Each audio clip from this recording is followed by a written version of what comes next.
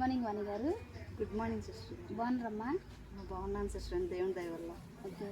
అంటే ఈ ఇంట్లో ఒక్కరే ఉంటారా? లేదు సిస్టర్, బాబు పాప. మీ ఆయన ఏం పని చేస్తారు? వ్యవసాయమే, చనిపోయారు. ఎన్ని సంవత్సరాలు తను చనిపోయి? 4 సంవత్సరాలు. 4 సంవత్సరాలు అయిపోయిందా? మరి పిల్లల్ని ఇప్పుడు వీళ్ళు పెద్ద చదువులు చదువుతున్నారు కదా, మరి వీళ్ళని ఎలా చదివిస్తున్నారు మీరు? ఏదో కష్టం చేసుకుని పొలం పని చేసుకుంటా అట్లా పెన్షన్ వచ్చింది. దాన్ని బట్టి మళ్ళీ దళితాకు వాళ్ళు సిస్టర్స్ కొంచెం హెల్ప్ చేస్తున్నారు. వాటిని బట్టి పిల్లల్ని చదివించుకుంటా ఉన్నాం.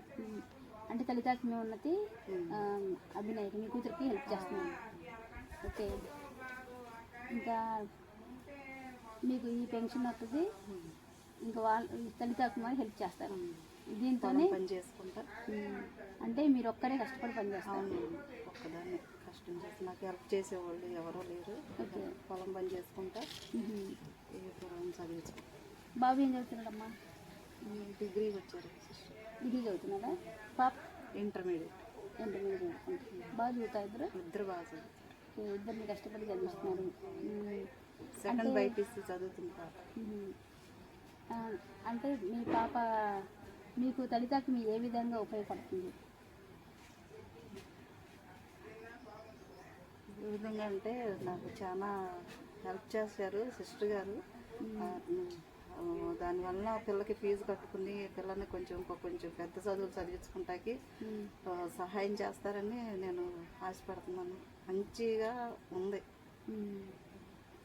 అంటే దళితాకి మీ వాళ్ళు ఏం చేస్తున్నారంటే వాళ్ళు చక్కగా ఈ ఫైనాన్షియల్గా మాత్రమే కాకుండా సాటర్డే జూమ్ మీటింగ్స్ పెడుతూ, ఇంకా సండే బైబిల్ స్టడీ పెడుతూ, మళ్ళీ మండే వాళ్ళకి జపమాల చెప్పిస్తూ, ఇవన్నీ వాళ్ళు చాలా రకాల క్లాసులు ఇస్తున్నారనమాట. వాళ్ళకి ఆడపిల్ల ఏ విధంగా ఎదగాలి బైబిల్ పరంగా వాళ్ళు నేర్పిస్తున్నారనమాట.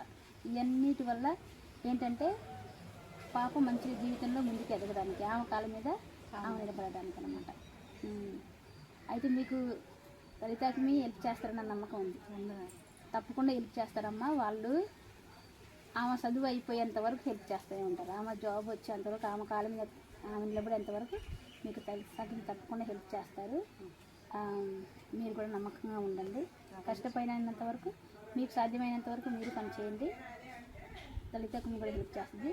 వీటన్నిటికంటే ఏంటంటే మనం దేవుడి మీద డిపెండ్ ఏదైనా కానీ మనం దేవుడి మీద ఆధారపడి జీవిస్తే దేవుడే మనకి అన్ని విధాలుగా సహాయం చేస్తాడు, సహాయదాతని పంపిస్తాడు. మనం ప్రతినిత్యం కూడా మనకు సహాయం చేసే డోనర్స్ ఉంటారు కదా, ఆ ధర్మదాతల కోసం మనం ప్రార్థన చేయాలి. అక్కడ మనకి సహాయాన్ని అందిస్తున్నటువంటి గురువులు, ముఖ్యంగా ఫాదర్ బోస్కో గారి కోసం, మళ్ళీ ఆయన ఎవరి దగ్గర నుంచి అయితే ఈ సహాయాన్ని పొందుతున్నారో వాళ్ళందరి కోసం కూడా మనం ప్రార్థన చేయాలన్నమాట. మన బుషెట్ గారి కోసం. సో అందరూ కూడా ఏం చేస్తున్నారంటే మన డయాసిస్లో ఉన్నటువంటి పేద బిడ్డలకు ఏ విధంగా మనం సహాయపడాలి, ఫైనాన్షియల్గా మాత్రమే కాకుండా ఆధ్యాత్మిక జీవితంలో ముందుకు వెళ్ళటానికి అని ప్రయత్నిస్తారు. మాకు చాలా సంతోషంగా ఉంది మీరు చూసిన తర్వాత. మీరు చేసిన ఈ పరిచర్య అంతా చాలా హ్యాపీగా ఉందమ్మా. చాలా థ్యాంక్స్. Thank you.